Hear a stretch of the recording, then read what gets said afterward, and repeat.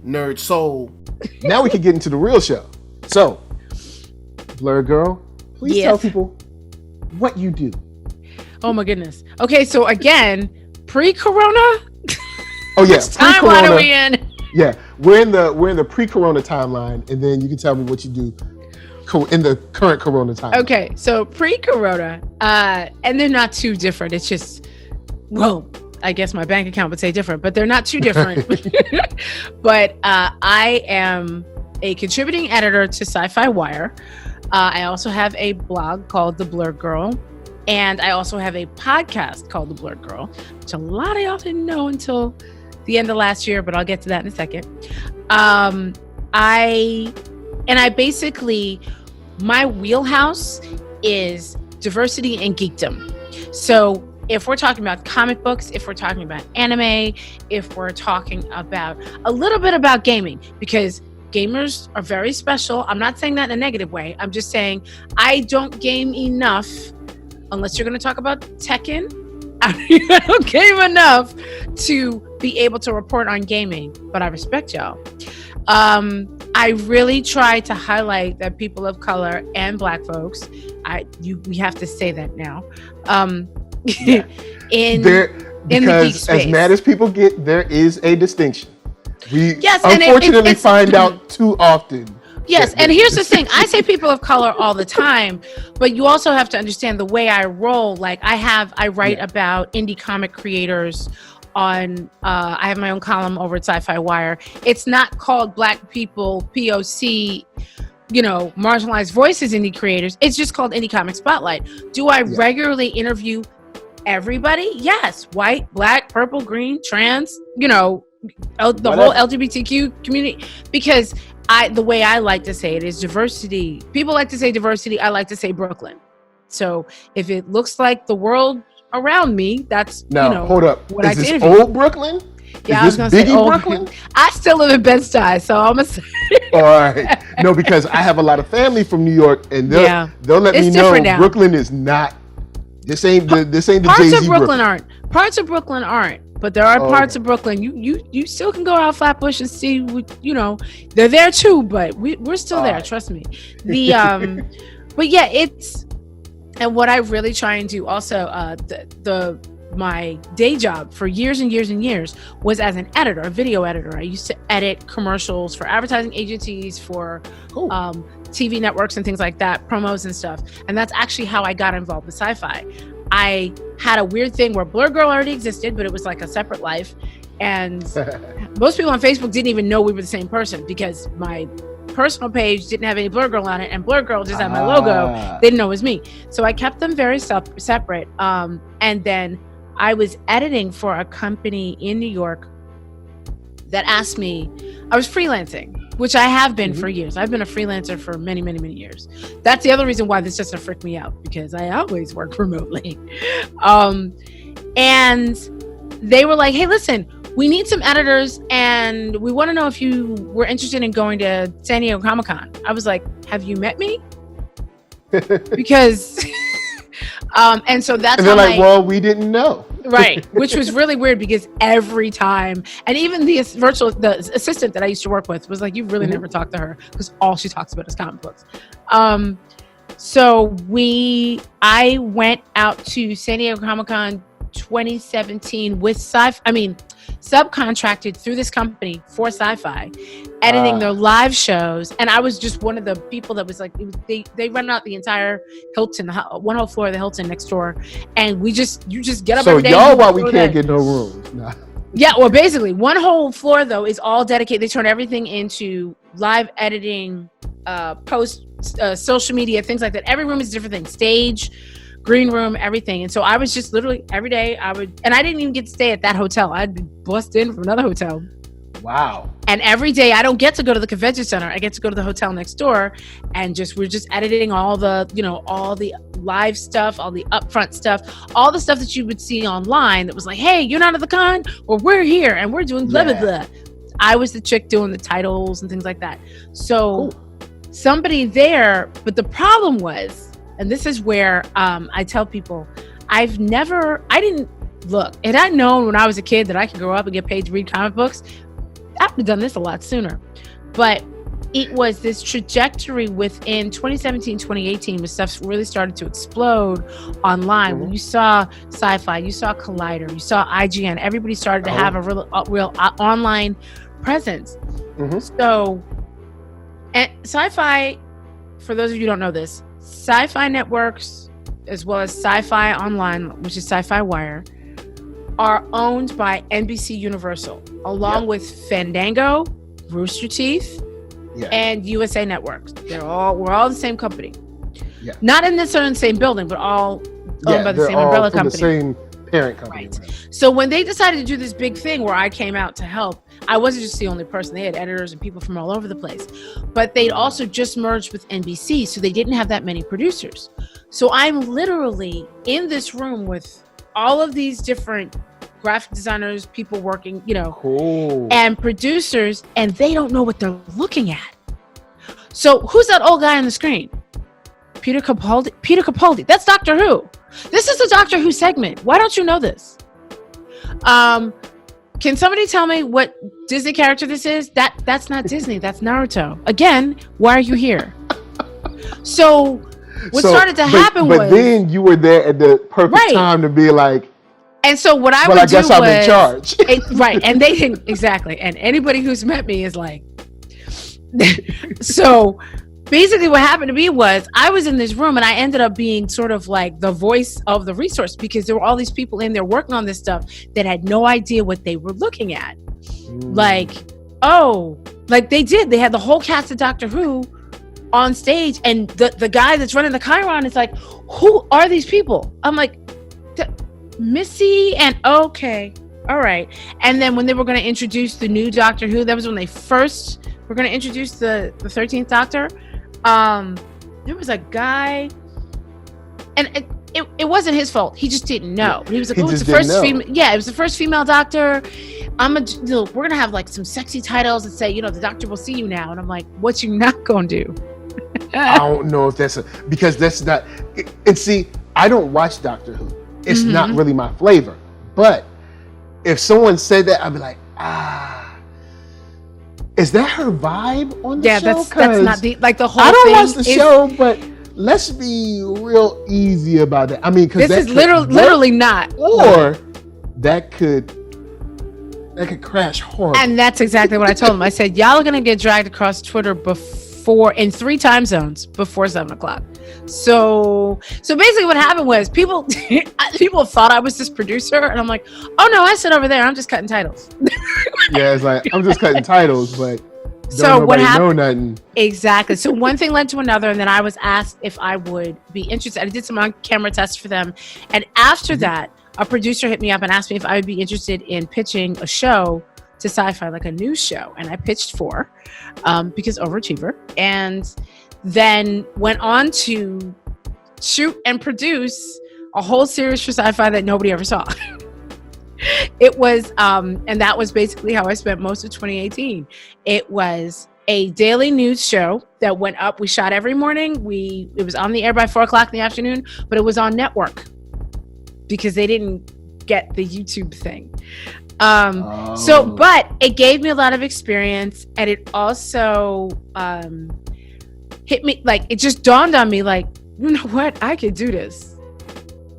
And I'll just do this on my own. Right. Well, I mean, I'll still chill with y'all, but exactly. But at the same time, what I was already doing was on my own YouTube channel, I was going to other conventions on my own. I was I went to Ekbox several times. I was always at Black Comic Book Fest in Harlem. And so I just started recording myself. Hey, this is Karama the Blerd Girl. We're doing this. And so I knew if I did enough recording of myself, high quality editing with the editing background that I had, that I could my YouTube channel could sort of turn into my own little audition tape, which is what it did. People saw it and were like, oh, so there's this movie coming out, right, called Black Panther.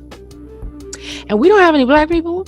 So would you be interested in doing the red carpet? Yes. What time does the plane leave? Yo, check it. So many people got work I mean, in a good way. Oh, no. Let me tell you something. When we were in I got to do not just the red carpet, but I also got to do the press junket. In fact, I was the only person that asked a comic book related question at the press junket. It was so sad. But I remember being in the press room and I saw DJ Ben Hameen from For All Nerds. And we were like, oh yeah. We were like, have you ever seen this many black people at a press junket? Because usually, no. Even New York Comic Con, it's like me and Tatiana, me and Ben, me and Dorian from Geeks of Color. Me, it was always one of us because it's a Highlander thing. There can be only one. Me and Jay Washington from Collider. Yeah. It'd be like one. It'd be like one exactly. Or two. And you don't want to stand next to each other because you don't know if there's going to be, like a drill. So we were like looking at people like, oh, how long have you been in, journalism? Oh no, I work in shipping. I'm just happy to be here. So everybody was trying to send somebody black to this event so that they didn't look like they didn't have any black people, which they didn't. So what I did was I work in shipping though. Yes, I work in shipping. So I went back to SyFy and it was a great experience, but I went back to SyFy and I said, I really appreciate that. I love the fact that you guys trusted me to do that. I really, really appreciate the opportunity. But listen to me, if that's the only work I get from you that's on camera, I'll drag you myself. So that's a lot of people's only work too. And I said, you ended up being lucky on that one. Well, there's a lot of people's only work. But I'll tell you why I was lucky.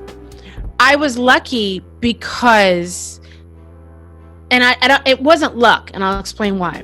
Okay. I have an editing background, so I can edit video. I have graphics background. I also know how to produce. I can create a bid. I can pitch a bid. I can pitch. I can do a video pitch. I can do a written pitch. I can look at somebody else's video and give critiques.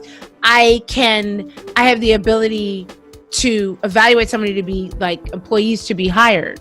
So these are all skills that I acquired in my day job that I brought to my freelance gig and things like that. Word up. So in addition, here's the thing. I'm not saying that SyFy is a terrible place at all. I'm not saying that at all. I'm just saying many times, and I will say this. There's so many times that so many of us would love to yell and scream that it's racism. I am here to tell you that laziness trumps. Man, it's racism. Weird.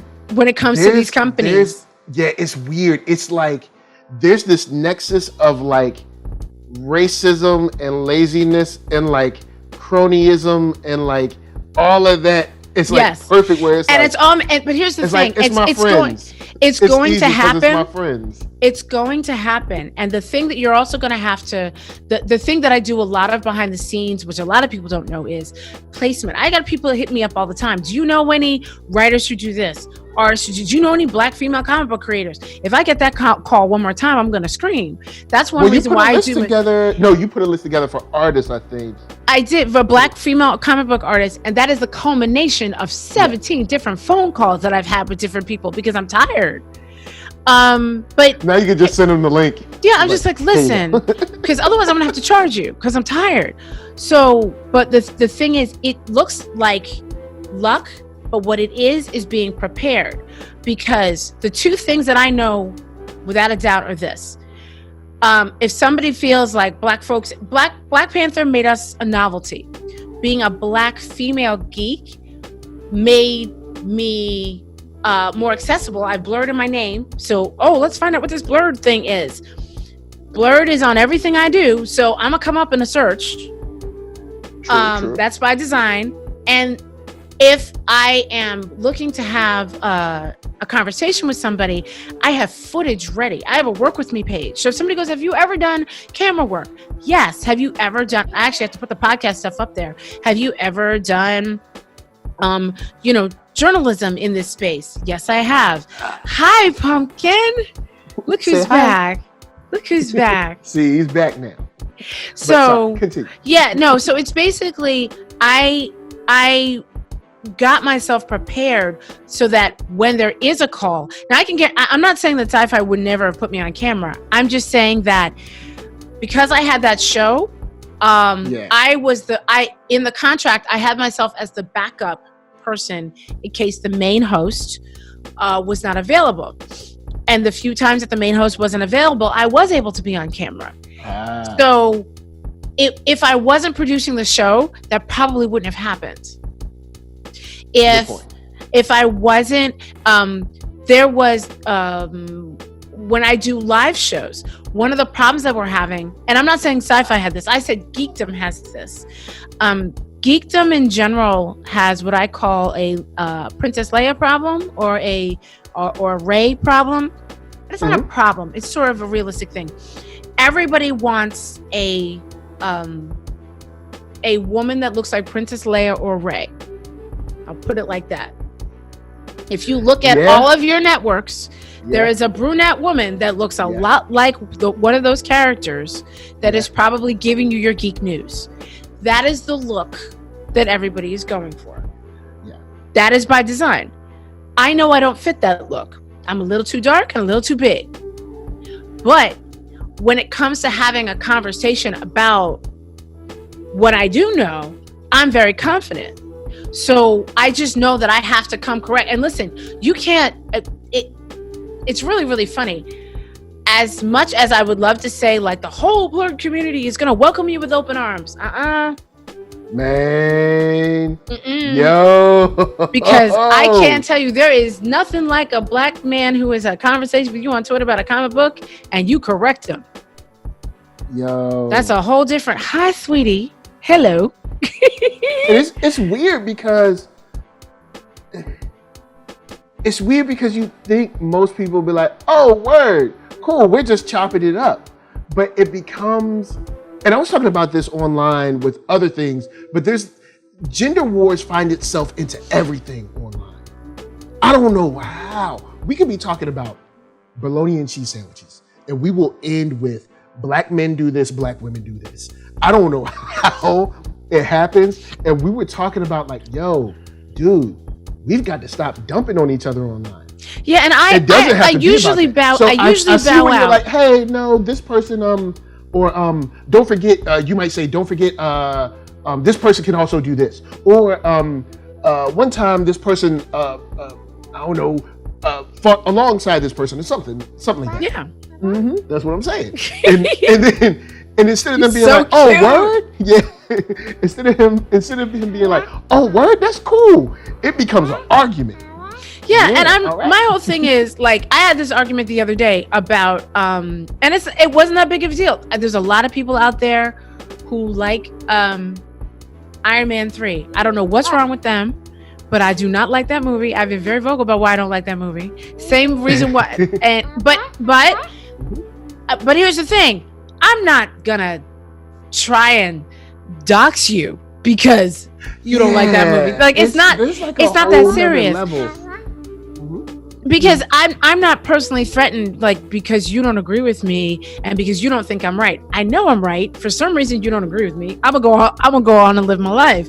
But you know what? I also think it's perspective. I know a lot of sisters who are like, nope, the Blerd community is it sucks. All black men suck. I'm like, they don't though. There are a lot of black men that actually agree with you, but they are lurking, meaning they're listening, but they're not talking, which can happen on social media. I will say this. Sometimes I'll come in and I'll see a thread and be like, nope. I'm not even. Because you got to put in a bed or something, and like, now I got to jump in here. Exactly. But it's the same. There's a lot of people that are just tired online. Yeah. And also, I will say this. After I hit, this actually happened to me after I hit 10,000 followers on Twitter. But after I hit 20,000, I got a different kind of hate. And it was, you just here because you think you know something, but you fake, you don't know nothing. And I'm like, I don't even know you. Like, what is happening? And I have also noticed that if someone wants to fight you and they only have 5 followers, it's because they want more followers.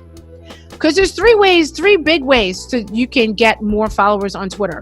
One is live tweet a show that is very popular every week and use the hashtags, and you will start building a following based on other people who like that show. That's one way to do it. A second way to do it is to, I mean, you can also write something that goes viral or tweet something that goes viral. That's hit or miss. And the third surefire way to get a lot of followers is to fight. And I don't fight. So, and I only do one of those things, which is live tweet, and it's very little. Right. And I've only had certain things go viral, and it's always been by accident. Yeah. So I've had like maybe weirdly when Twitter came along, I was at the end of my like online fight time, because I'm gonna take it back. I used to do all my online fighting on okplayer.com. Dang. So when Twitter came along, I was like, look, what I'll do is I'll make a statement or respond to your statement. Right. And then you might say something back to me that might be nasty. I'll make one more statement and I'm gone. Yeah, or I'll just mute it. The mute button is a beautiful thing. Yeah. Because people are screaming to the void and you can't even hear them. I'll make a statement. I'll try to clarify if necessary. Yeah. If you're still going off the deep end, I'm like, all right, cool. I can't help you. You win. I'm out. I can't help you. Peace. And so he's even doing it for you. He's like, nope, we're not fighting. Yeah. So yeah, no, but I will say that I feel like for Black women who are nerds, Facebook has gotten very toxic. I do not engage half as much on Facebook as I used to for that very reason. I've had people call me every Facebook name. being worse than Twitter?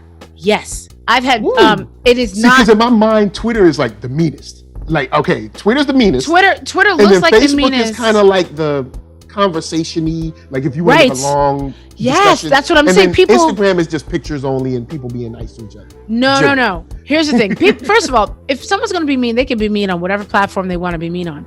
But Facebook, specifically for Black women who are nerds and geeks and like comic books and gaming and things like that, it's cliquey like every place else, but because of what you just said, Facebook is where you can really have a diatribe. So people will write novels about how much they hate you. And I don't have the time. Like you open up the comment, you know how it'll be like read more, and you'll be like, oh, there's probably like one or two more lines. And you'll be like, oh.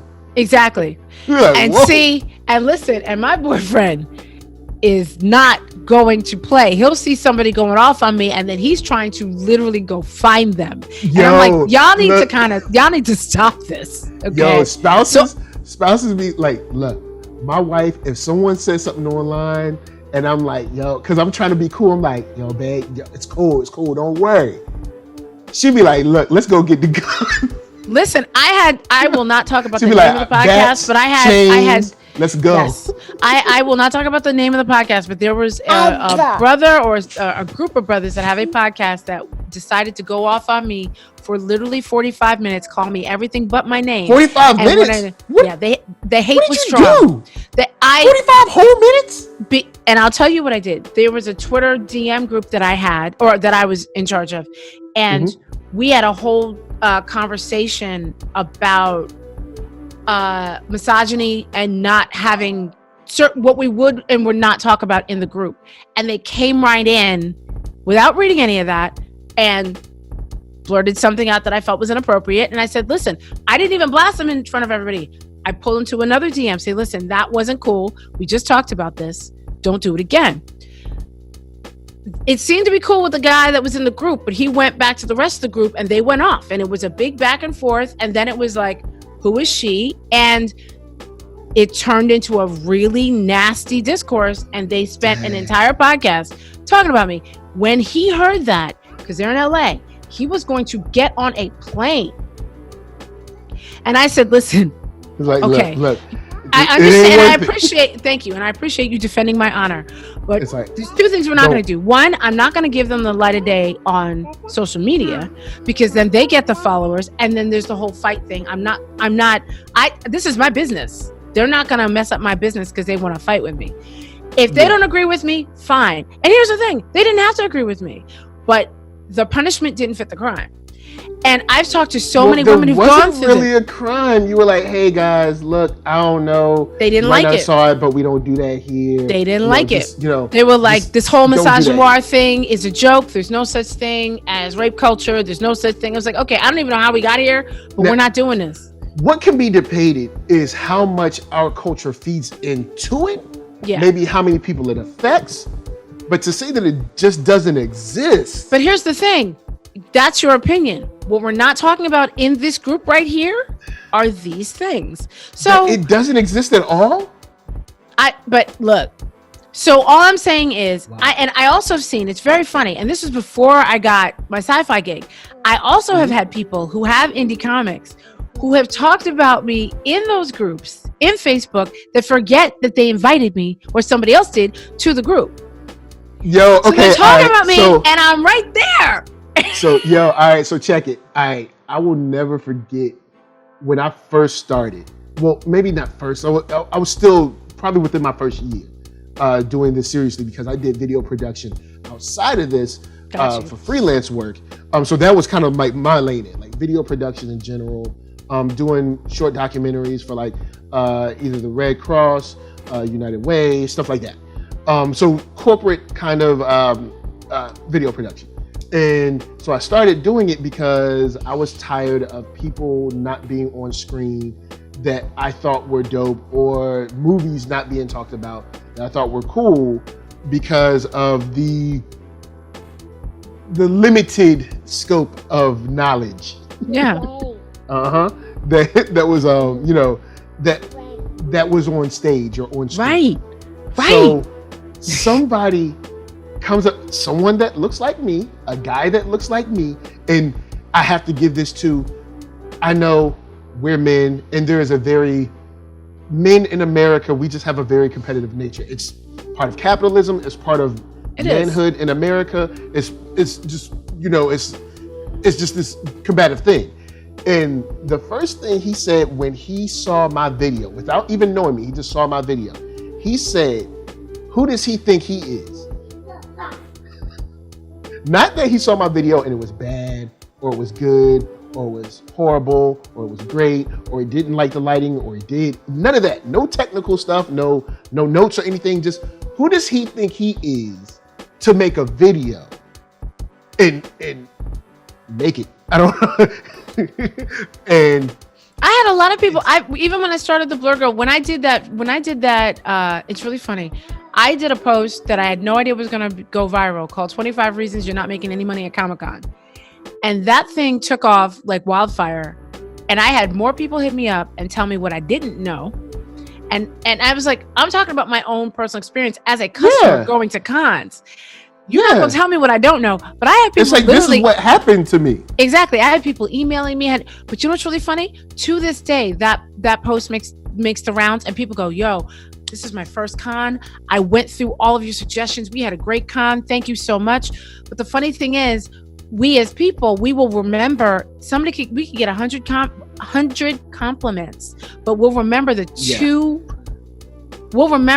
two people that said that we sucked. And that's the part that we have to get over. That's the part that we have to get past. Oh, and the very long answer to your original question was, since Corona, I am still writing for SyFy. Mm-hmm.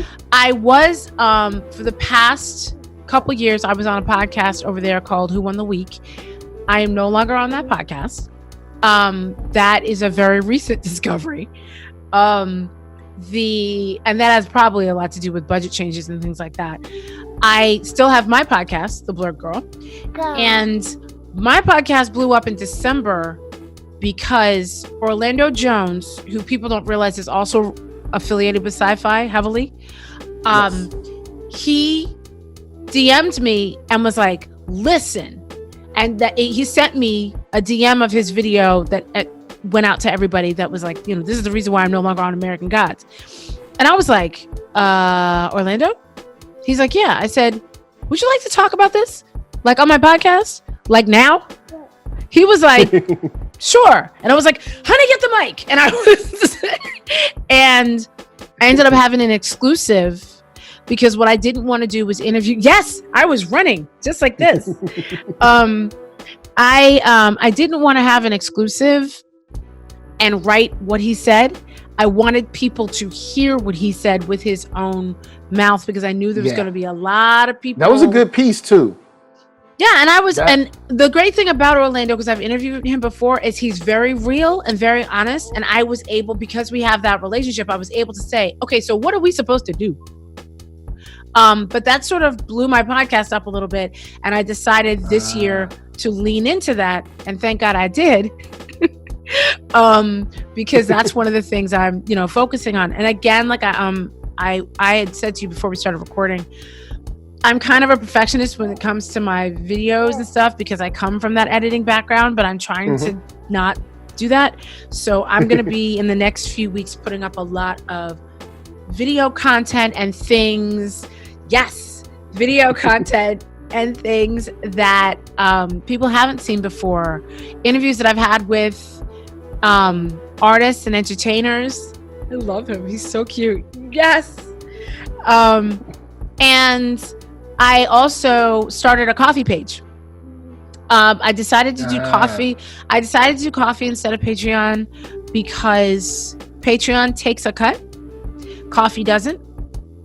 And like PayPal and Stripe and everybody already take a cut. So when you're taking a cut, if Patreon is taking a cut of a cut, and then you trying to tell people to only give you $2 a month, they got that $2. So I went with coffee, and so I'm going to be putting some exclusive stuff up there, some longer pieces up on YouTube, so I can get big on my YouTube like you.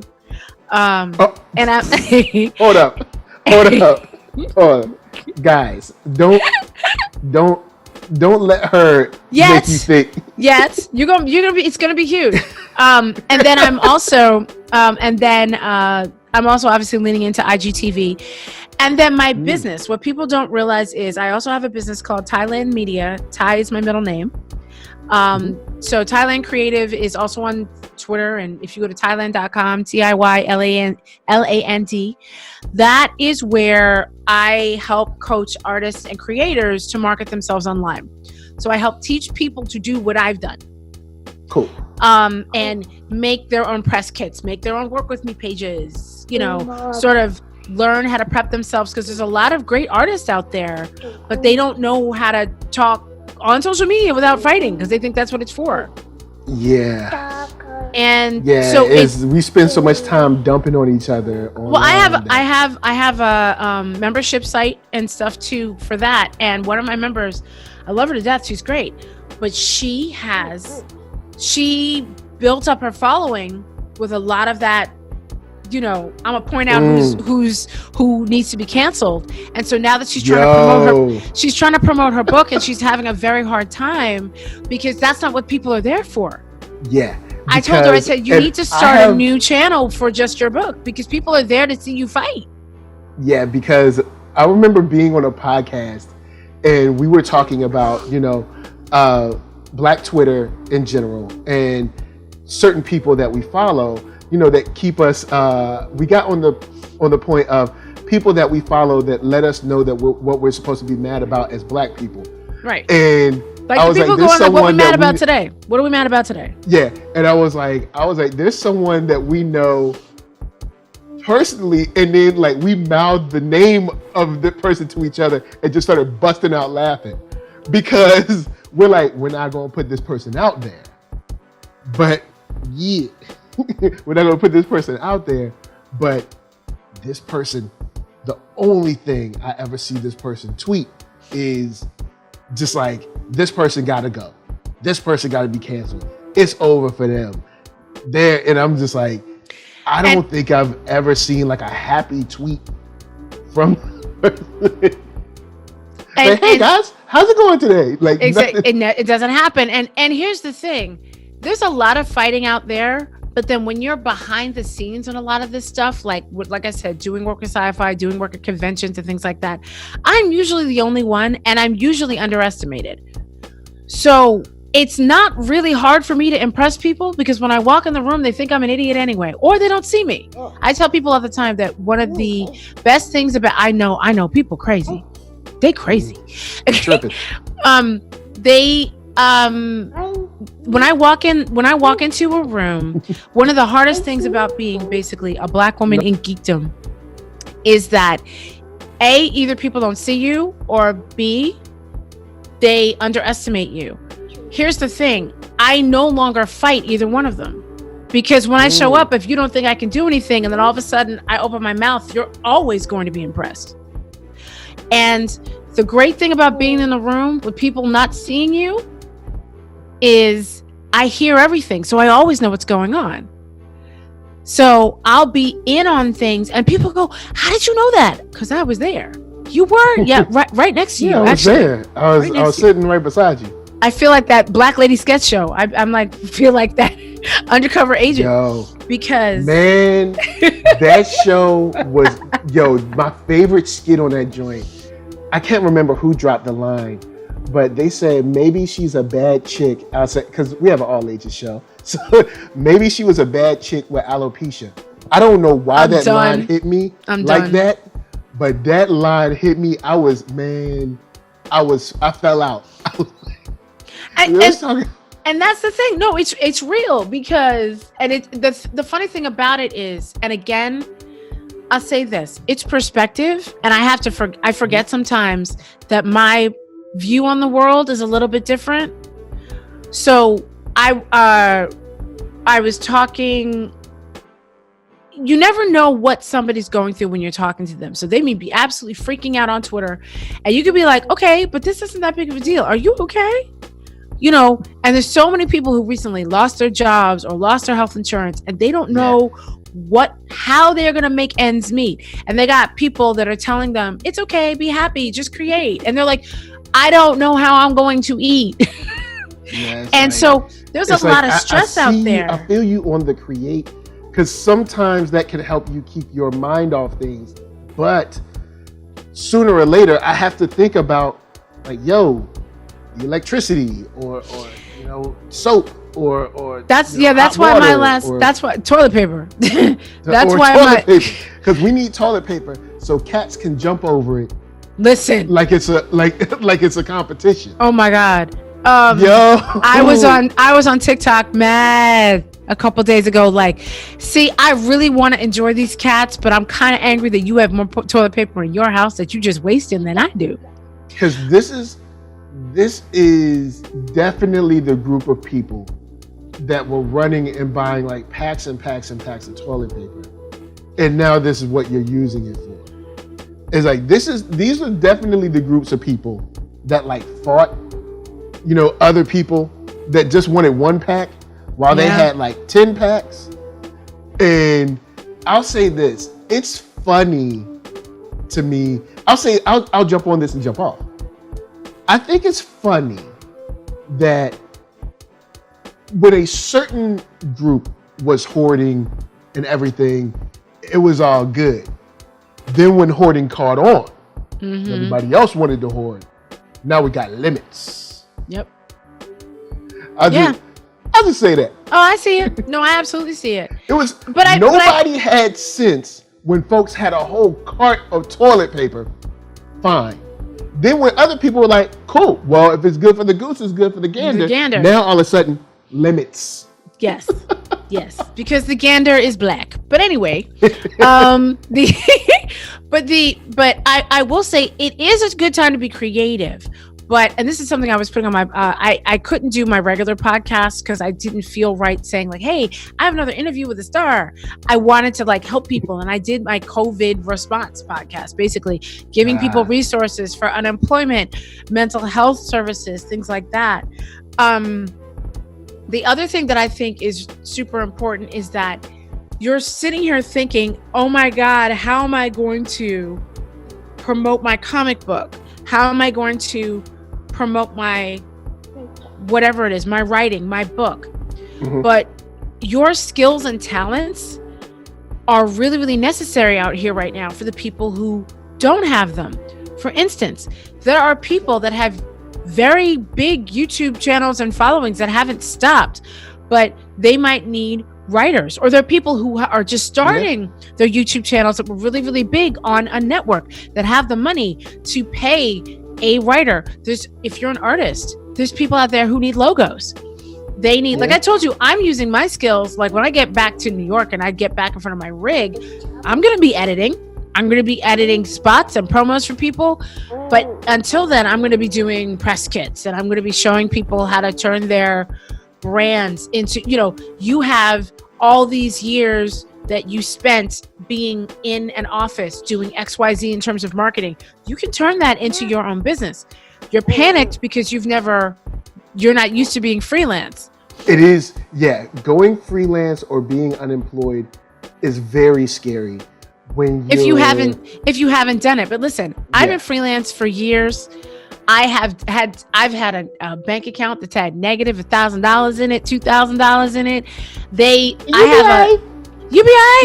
No, you really will be all right. Also, even before coronavirus, the city can't turn off your electricity unless you haven't made a single payment at all for 100 days. This is in New York. But if you've made something, even if your bill is $1,000 and you've made a $5 payment within the past 90 days, it can't turn it off. It restarts the clock. Yeah. You have to just call and say something. We don't want to talk to nobody because we're embarrassed. But you got to talk to people. You got to call. But here's the thing, though. Now with the whole COVID-19 thing, there are all kinds of things out there. There's grants for freelancers. There's grants for independent contractors. You got to go to places like freelancersunion.org, sorry. The Small Business Association, SBA.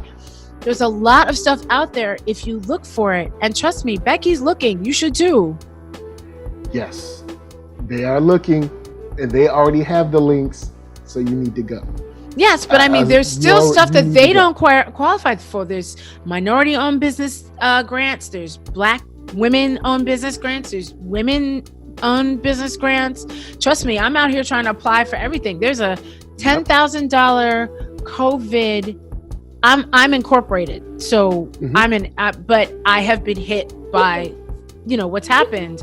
So I'm applying for small business stuff, and then on the personal side, I'm applying for personal business grants.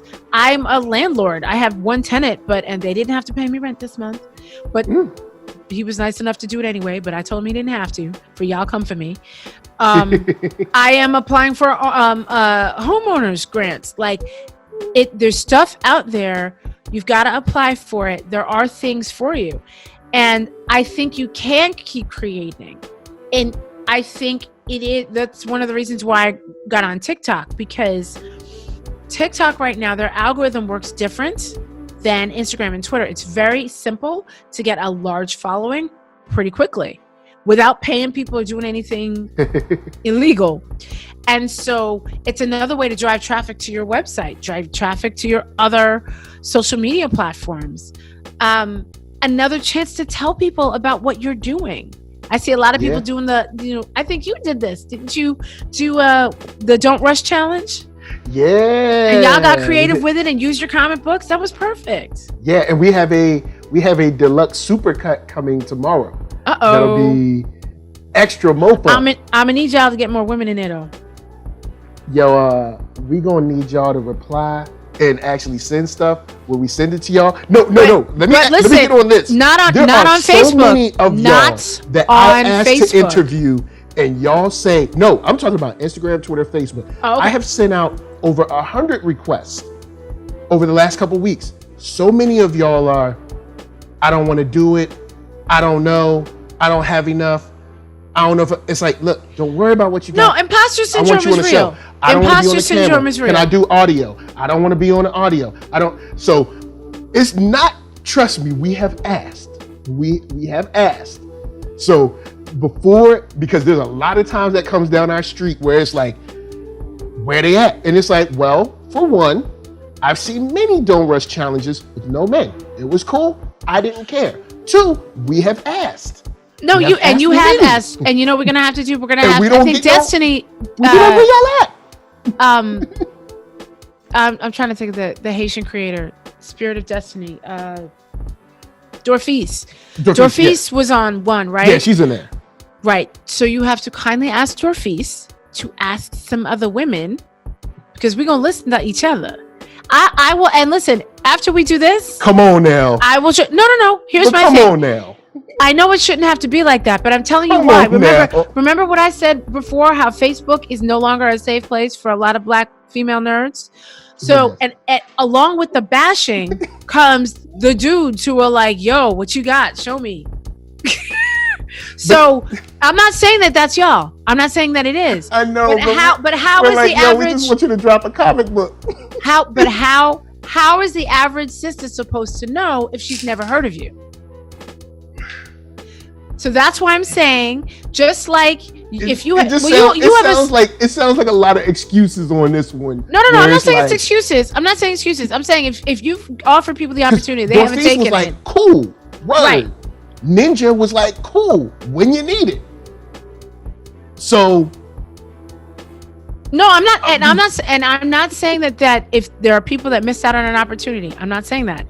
I'm saying that the more that you do, there's going to be more people interested. Also, there's a different crew.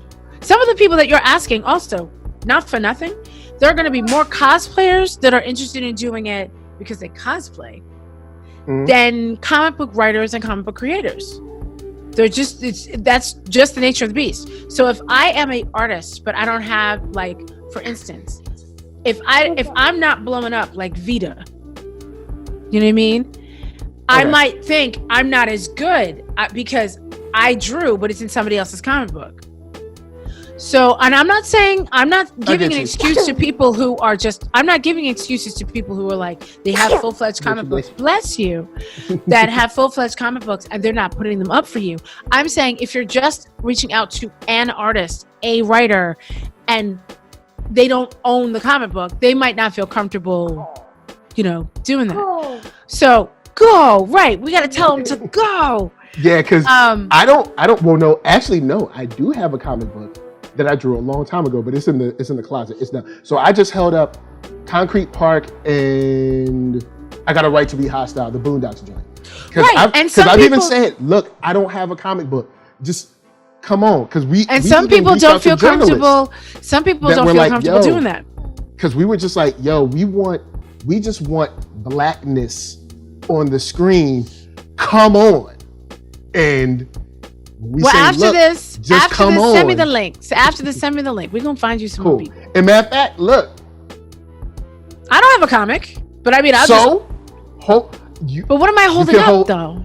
Oh, wait, I do have a comic. I'm sorry. I have, but no, I know, no, the main reason why I didn't participate is because I'm not home. I don't have any of my comics here. I'm at my mama's house. So I'll be holding this up with something written on it.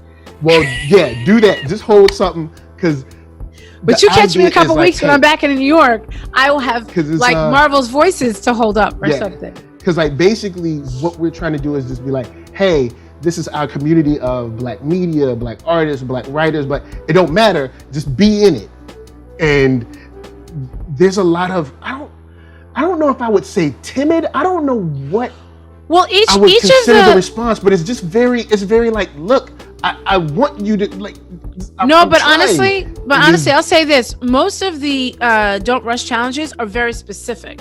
They're usually this is the cosplayer, this is the podcast one, this is the they haven't been. This is all of Black people. And they have been very. So I think that's the issue. I think if you do a blurred one, that's not just a comic book one. Like I said, you feel comfortable putting up a comic that you contributed to. The average artist or writer might not, because they'd be afraid that the creator of it would be like, yo, why are you doing this without me? I'm not saying just women. I'm saying people in general. So I would say if you're going to do another one, niche it down. Be super specific. Like Blerd's hold up your favorite, or games hold up your favorite game, or Blerd's hold up your favorite comic book. That kind of thing. And also the whole thing with he's gone, he's out. But I applaud what you did. I don't want you to think that I'm sitting here criticizing you. I want to I want to help get you more people. Oh no, because that's my knee-jerk reaction. No, it's just because I hear it, and that's why I always have that response like, oh no, I got receipts. We ask, y'all don't come, and then I follow it up with, when can I have you on? And I've done this behind the scenes with many. Oh well, thank you. Call me with the one that's. I have an iPad here, so this is what we'll do. If you do one that's like, Hannibal had an iPad. When you do your next one, let me know, and I'll just put up Marvel's voices on my iPad, and I'll do that. Hit me with one today. And I gotta take the makeup. See, no, I gotta do it tomorrow. No, because because you're missing the point. You're missing the point. The Don't Rush challenge is you look busted and then you look cute. That's the whole point. When you put fake look busted, like do a frown, like, oh my god. Look. So no, I'll do it tomorrow. This is how it works. I'll do it tomorrow before I put my makeup on.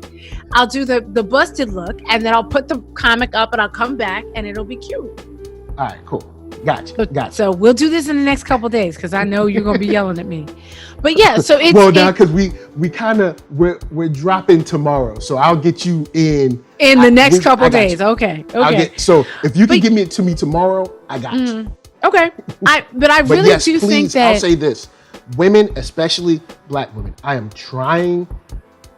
When I come to conventions, I mean, look, my receipts is here. Look on my channel. Whenever you see conventions, yes, what faces you see on there? You do. Black. So I be asking, and I did a dope folks segment, and I won't say any names, but there are there's 3 or 4 people out of the 9 that they're ladies, but I only got the audio because it's they didn't want to show their faces. Yes, and I'm trying. I try. So women, please, I know, I get it. But if you say no all the time, then just be aware that when you say why there ain't no, realize there might be other people that are saying no all the time. Yes. That's all I'm saying. It's real. Else I could do. It's real. But at the same time, you're gonna have to also. I was surprised you said yes. To this? Oh yeah, no, this isn't. Well, my issue was not. You thought I was sick. I wasn't sick. My mom was sick. Oh yeah. No. I've been, like I said, I'm gonna be doing more of these. I want to tell people about some of the stuff that I'm doing that people might not know about. I knew that was gonna happen. You could edit that out. Oh no, you good. That's just God is calling right now. See. But I definitely think that there is a lot of healing that has to be done in the Blerd community, because there's so much. Somebody asked me, I did it, ask me anything on Instagram the other day, and somebody said, what do I think the state of the Blerd community is? And I didn't really answer. I was like, That's very open-ended. It is. And because you have a men versus men issue, you have a women versus women issue, you have a men versus women issue, and you also have a straight versus queer. You have a straight versus queer issue too. Versus queer issue. You got I already said writer versus artist issue. You got a publisher issue. There's a publisher that there's so many sub issues inside of the main. But the funny thing is, it's not much different than the outside world. There's gonna be people out there who lie to you. There's gonna be people out there who try and take you for everything that you're worth. So at the same time, when you're doing business, and this is the conversation I tell people all the time, this is business. If I tell you, okay, listen, great, we're going to do this Zoom, whatever, that's not a problem. Then we're going to do XYZ. Okay. And then the next meeting is this. And then you want me to give you X amount of content, and this is the rate. And we have a contract, and you sign the contract. You read the contract before you sign it. And then if there's any problems, we can still come back and amend the contract. There are people going into business with people without looking at their contracts, without having those conversations, and without looking at their track record. Like I said, I have had conversations with people. I have showed up in comment sections. Hey, do me a favor. Tell me about some Black manga artists. And I'll tag a few. Okay, well, are they real artists? How do I know you know these people? I'm like, what? Okay. It happens all the time. Happens all the time. Whenever I do those lists, you saw the list I did of Black women creators. I had somebody DM me. All right, well, are any of them really good? I'm sorry, what? You can see the art. You can go to their pages. Yeah, they're really good. It's right there. But just click it. I am. No, you didn't even have to click it because you had pictures and then the link. Thank you. Did they even look at the list? They did, but they want to know, like, but really though, are they really that good? So, and this is from brothers and sisters. This is from our people. Are they really that good? Yes. Here's my thing, man. But the thing that I know is that this isn't all Black people. This is just certain people. Yeah. And you need to stop thinking that the 10 people who said this are the whole community. Black folks, because the thing that people fail to understand is there is an algorithm at work. True. Good attention, bad attention. It's all attention. Twitter is going to give you more of what you click on. Instagram is going to give you more of what you like and comment on. So if all you ever do is tweet, retweet, repost, and comment on the negative stuff, that is all you're ever going to get. People, which is why I like retweet you a lot for our nerds and stuff, because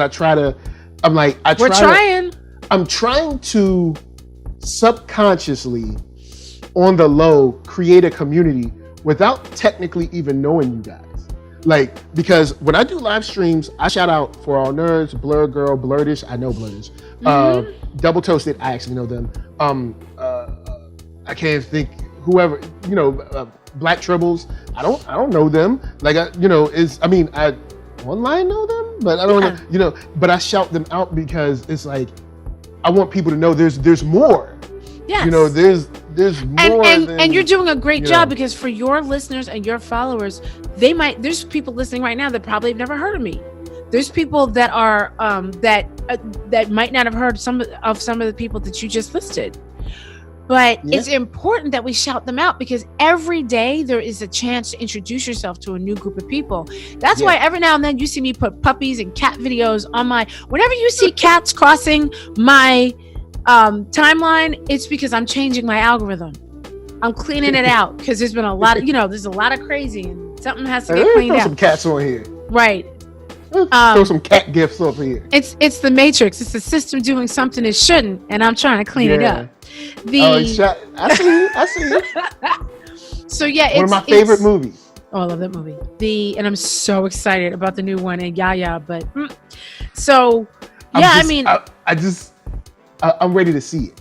Yeah, no, I am too. I'm ready to see it. All of that's going to change. And the other thing I've been telling people is, if now has never been a better time to get in on geek journalism, because no one's going to hire you unless they've seen what you've done already. So they're not going to hire you to review their comic or their show or be an influencer unless not just following, but proof. Because can you do this? Exactly. So Quibi is out now. Quibi dropped today. Or Quibi, sorry, I'm probably saying it wrong, but Quibi dropped today. It's got shows on it that need reviews. There's tons of stuff on Netflix. There's tons of stuff. Go on your own website, go on Medium, and start doing reviews. But for the love of God, use Grammarly. If you can't afford an editor, get that tightened up. Figure out articles that are... listen, if people look at the articles that you're reading that people are being paid for on these other outlets, they're 800 words and 1,200 words. Your 5,000 word tome about Star Trek Discovery ain't nobody reading. So break it up into 3. I found someone saying, someone who had set it up where it's like, all right, this is like the 500 word version. Yeah. And then they have like a link it's like a TLDR. If you want to go longer, here is the full, on my site, because it's like, look, I know all of y'all ain't gonna want this, but say out of 200 of y'all, maybe 3 of y'all want to read the crazy long version that fell out my head. There you go. And so, and there's never been a better time to do that. Why? Because now you have a captive audience. Everybody's at home. The producers are home. The vice presidents are home. The executive, the writers are home. The writers' rooms are home. And they are watching. Trust me. When I tell you, someone who ain't got but 3,000 subscribers, trust me, people watching you, they talking about you. You ain't gonna find out till later. People I have Google alerts too. I have Google alerts for my name in all its permutations, as well as the Blerd Girl, and I can tell you, I have been quoted. I was quoted for a week straight on BuzzFeed. During the last season of Game of Thrones, somebody just stayed copying and pasted.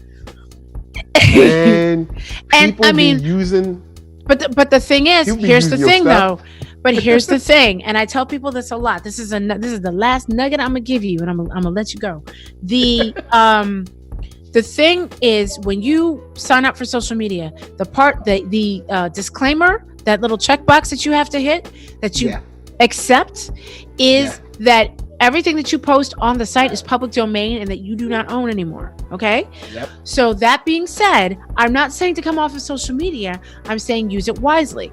For instance, because I can't tell you how many people that I've climbed in their DMs and I've been like, that has been an amazing thread that you wrote. Take it down.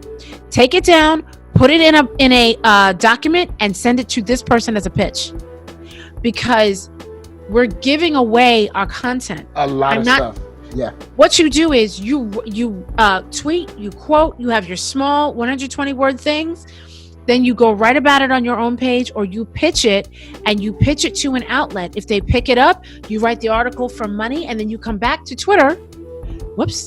Then you come back to Twitter and you quote tweet the post that the outlet has just posted that you wrote, which gets you more clicks and gets you another article, because now your article is getting hits. Like, I remember when I pitched trying to talk to Nicholas Draper Ivy, the manga artist, to SyFy. They were like, who? I was like, trust me. He's sweet. They were like, but we don't know about. Listen to what I'm saying. It's Black History Month. This is the only time of year you have to listen to me. And I posted that, and within a week, I had over 1,000 hits. I didn't write the article. I actually just gave the interview to somebody else. But even he was like, who knew? I did. I told you. So yeah, I told you, like, dude is nice with it. Like, and the other thing is, don't let anybody tell you that there's not enough room. There's a lot of this, like, oh, this is mine, I don't have time to share. Don't let anybody tell you that. You're gonna have to understand the rules, though. For instance, I work with Angelique Roche at SyFy. I introduced SyFy to her, and I told her when I introduced her, I said, listen to me. Be prepared. Outside of Black History Month and Women's History Month, they're never going to put us on camera at the same time. Not because the company's racist. It's because of this is how people view Black folks in geekdom. It's where, it's a Highlander syndrome. Thomas said it's a subculture trying to be a minority in a white American subculture. It's not even trying to be a minority. It's literally Highlander syndrome. Being a minority in a white American subculture. And it's not. It's not new. It's there can be only one. But see, here's the thing. Yeah. I come from advertising where I was usually the only one. So there's a whole, you just have to be prepared. I tell people about stuff as much as I can, just like you. Not everybody is going to say yes. Uh-oh. I lost you. Hold up, I got you. All right, I got you. We in. Not everybody is going to say yes. The trick is to not stop asking. You have to keep asking. So you're right. You asked a bunch of women, just not saying any names. How many women did you ask? For what? For interviews or for the Either one. DontRush 10, 15-ish for interviews around 22-ish. Right. So you're and so for interviews, and this is just for this period in time. That's fine. Last for year interviews, was more. Year before that was more, and So for interviews, this go round, you asked 22. You got me and who else in terms of sisters? You. Okay, great. No. So no. One other tomorrow. Okay, so you got 2 out of 20. So that's your ratio. 22. So for every 22 people, you're gonna get 2 sisters. So that's your ratio. So you know that you have to ask another 20 completely different. You have to ask another 25 to maybe get 2 or 3 before it gets on a roll. So, this isn't just black people. This is how it works overall. Yeah, I get you. All I'm saying is don't give up. We need you to do this. It's not that I'm giving up. It's just that when it comes to, hey, you need more. It's like, well, I ask many. There's excuses aplenty, and that's why. So it's not. And here's the thing, though. I'm not going to ask more. It's just that I have that loaded up because I've been a lot for me. My experience. Here's what I would do. Here's what I would do, though. This is just my advice, because most of the people not everybody, but some of the people that are going to say that to you have access to other people that they feel were left out. So what I would do is I would shorten that response to be, I tried. I asked a lot of people who said no, but if you know of anybody, here's my email address. Please send it to them. So give the person who's complaining an opportunity to help. And that's one thing that I will say has been the other reason why I've also been able to blow up as the Blerd Girl. When I write something that I'm complaining about, I usually list a bunch of solutions, so that not only does my post become informative, like, hey, this is a problem, but it becomes informative as, hey, this is a solution. And I'm not saying that you're not doing that already with your videos. Oh, yeah, I get I'm just saying that there's people out there, like, for those of you listening who stay complaining, start authoring solutions. Start telling people that NERDSoul is here, that Blerd Girl is here, that other people are here. Yeah. And we want to talk about your stories. We do. But then I'm going to put a but behind this. Because I curate my stuff as well. Because I can't tell you how many people hit me up about, like, this is a new Tyler Perry Black love story. That's wonderful. I don't review that. I'm in geekdom. I do genre only. But this sister over here, she'll review that. Yeah. And so that's what you have to be prepared for. I don't review everything. But if I think it's dope, I'll review it. Right. So, but if all of your artwork has sisters getting choked out, I'm sorry, I'm not covering it. It's not for me. It's not for me. But I think it's fantastic what you're doing. And I think that the fact that you have your family in it is huge, because there's so many people working from home. And there's so many people. Black families. There you go. Hashtag Black families. So I think it's fantastic. And I think that more people and more families that are sitting at home that are like, yo, I want to get my geek on, but I can't watch half this stuff because they cussing, could definitely tune into you. And there's a lot of stuff that I watch sometimes, and since the little guy is here, I'm like, I'll watch that later. I can't watch this now because there's, it's not as all ages as I try to be. Yeah, so I mean, there's outlets like The Root, Black and Married with Children, all these different websites that are looking probably for you, for your content. And sometimes it's just reaching out. But again, for every 22, you might get 2. Yeah. So you don't give up. Yeah, it's weird. It's not that I give up, but I do take long breaks. It's like I got a gang of excuses. But then I see these people getting interviewed by other folks. So it's either sometimes I'm wondering, is it that sometimes I think like maybe it's I'm a man and they just didn't like how I came off, or maybe I'm small and they're like, sometimes I'm not big enough. Sometimes it's a little of both. I'll take a long break and be like, okay, now let me ask another round. No, trust me. Trust me. It's a lot of column number 2.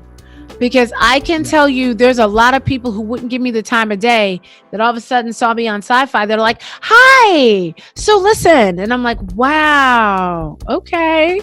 Yeah, because my pretty much my whole thing right now, even for you, is like, okay, who's cool and who's home? That was it. Okay, and I was so like, everybody's home before. Yeah, I was like, you know what? We've never talked before. That's true. That's when I hit you up, and I was like, I want to get people that I've never had on before. Saying somebody like Brandon Easton, like, dude's the homie. He introduced me to a lot of people. Yeah, Brandon Easton's really cool. So yeah, had him on because he's introduced me to like tons of people. But like, I'm trying to get people like, who haven't I had on, who's cool, and everybody's home. Yeah. And you're doing it right, man. And I'm gonna take a cue from you, and I'm gonna do a couple Instagram lives this week. I'm gonna do I have to do my face every day. This is work, but I'm gonna try. What are you talking about? You woke up like this. Yes, that happened. Like, that part. Okay. Let's do this. My mother is so confused. She's like, "Why are you doing this? Why? They're just nowhere." Right." I'm like, "Mom." So, but thank you so much. This has been so much fun. I appreciate it. Before we get out of here, yes, where can the wonderful people find you online? You can find me, the Blerdgurl, TheBlerdGurl, all over the internet. But y'all know I get mail on Twitter. I'm spending a lot of my time on Twitter, Instagram, and now Twitter. I do. I'm spending a lot of time on Twitter, Instagram, and TikTok in Rona land. And if you're interested in the Corona timeline, and also if you're interested in the business aspect stuff of what I was talking about, that's Tiyland, Tiyland Creative. You can find Twitter, Facebook, Instagram, and it's just Tiyland.com, Tiyland. Again, Ty is my middle name. I am not making fun of the country. Stop asking me. People ain't got no sense. But I want everyone to stay. No, not you. I want people out there to stay healthy, stay strong. Remember to have an attitude of gratitude right now, because you're like, oh my God, I'm stuck at home with the kids, or oh my God, I'm spending all this time with my kids. Yeah, I'm kicking it with the kids. Exactly. Wash your hands. Have the second hamper. Yes. Outside clothes. And don't be throwing that old shirt on when you just running out to the trash. No, have a new. You might be doing more laundry than usual, but yeah, and my Instagram DMs I don't check constantly, but I check those and my TikTok DMs more than I do my Twitter. So yeah, because I was like when you switched over on me, I was like, all right, so where do I type to? Yeah. No, Instagram. Like, here's exactly. Yeah, and I went over to Instagram because I definitely talk there much more when it's but nobody's getting on my schedule unless they get on email. That's why it had to go through email. Yeah. It had, because if it's not on that calendar, I will miss it. I got you. Well, see, I keep my own calendar. That's why it was easy for me. I was like, oh, okay, cool. I'll just add you in, because every time I try to add someone in, they're like, oh, I don't have Gmail. I'm like, all right, cool, fine. And then it happens to me so much. I'm like, trust me, in another month, I don't have Gmail. In another month, everybody gonna have it. Man, yo, there's gonna be so many people on Google. It's gonna be crazy. There are. We're gonna have to teach classes. But thank you again. This has been so much fun, and I'm glad I was able to make the time. And yes, I will do I owe you a comic book dance. Let's figure this out between tonight and tomorrow. And I will literally hold it for you. I'll be like, look, we waiting for one more submission. I know you are. Because for everybody else, well, when I say tonight, it's already passed, because you probably won't see this till tomorrow meaning Tuesday. But anyway, everybody else, the cutoff is tonight. Oops. Because I'm editing now. I'm like, look, I got other things like this to edit. I got, you know what I'm saying? But we're doing the deluxe version, you know what I'm saying? So we can all have some fun and spread the wealth and the love and be like, look, we out here. We out here playing games. We out here cosplaying. We out here writing. We here. We are absolutely here. And we gonna get this work. Don't let anybody tell you that there's no work out there. It's not the paycheck that you're used to. You're gonna have to do a lot more, but in aggregate, you can get paid doing this. Yeah. You can pay your rent. Yes, you can. So, of course, once again, thank you for coming through. Oh, you want to get back up? Oh, cool. He wants his daddy. Thank you. Thank you for coming through. And of course, guys, holler at us. We'll holler at you down in the comments. Let's talk about just the state of the game. Yeah, we covered enough. All right? We did. We did. I'll holler at you after this. But yeah, we probably do too. But anyway, guys, holler at us. Holler at you down in the comments. Any idea, SOUL, everywhere in them streets. Holler at your boy. And from us to you, we're just saying peace.